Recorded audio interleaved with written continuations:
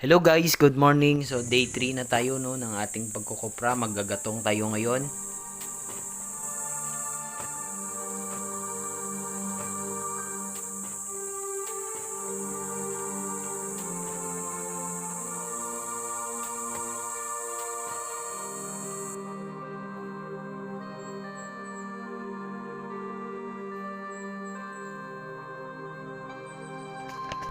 Ito guys, niluluto na natin yung ating kopra no. Dapat ito bantayan and then gatungan lang guys.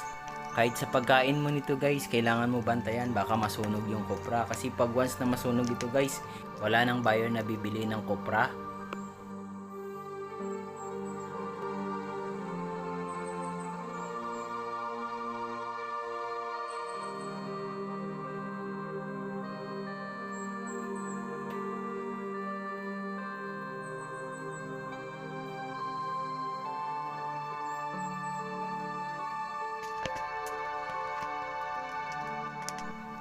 Dapat guys, tuloy-tuloy yung paggagatong natin sa ating kopra para hindi mamatay yung apoy.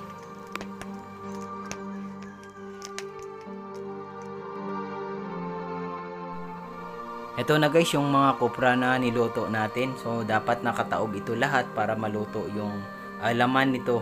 So ngayon ipapakita ko sa inyo ito. So ito medyo brown na. Ito medyo light pa no. So dapat yung lutong-luto talaga guys, ito guys. So natatanggal na siya sa bao. Ito guys, so tanggalin na natin ito sa bao. And then ilagay na natin sa sako, ibenta na natin. So ganito kadami to guys, pero tingnan nyo kung ilang sako yung kalalabasan nito.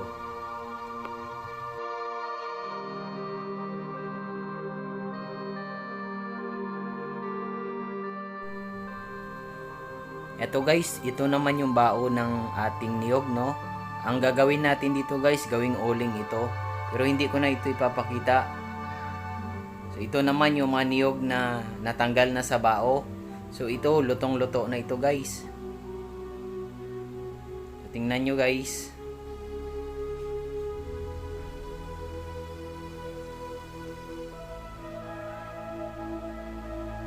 Ito guys, ito yung pagkaluto na tamang-tama. So ngayon guys, talagang napakahirap ng buhay ng coconut farmers. So kailangan pagtiyagaan mo yung trabaho dahil talagang mahirap. Pero dapat lang enjoy natin guys.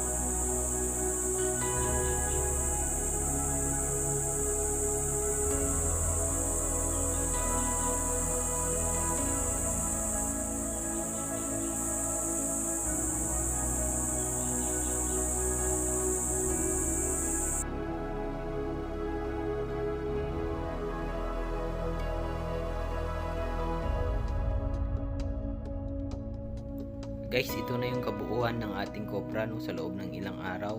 So 5 sako lang yung pinakamalinis. Ang bawat sako nito guys nagtitimbang ng 80 kilo.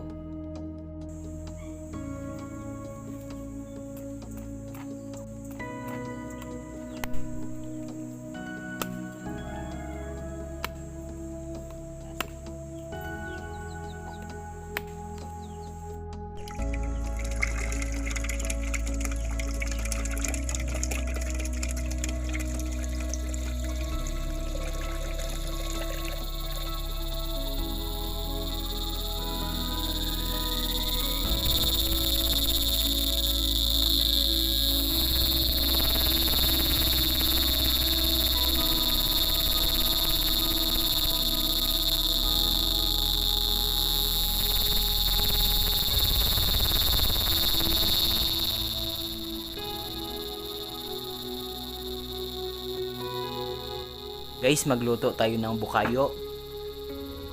Ngayon guys, habang piniprepared ko yung bukayo, may mga friend tayo na gustong magpapa-shoutout. So, mega shoutout sa inyo, Boss Binox, and then Ma'am Chini Mills, Sir G Pong TV. So, thank you so much sa patuloy niyong pagsuporta sa aking YouTube channel, and then sa lahat ng mga solid supporter natin dyan, sa mga silent viewers natin, and then sa ibang friend pa natin na mga YouTuber, mega shoutout sa inyo lahat. And thank you so much guys.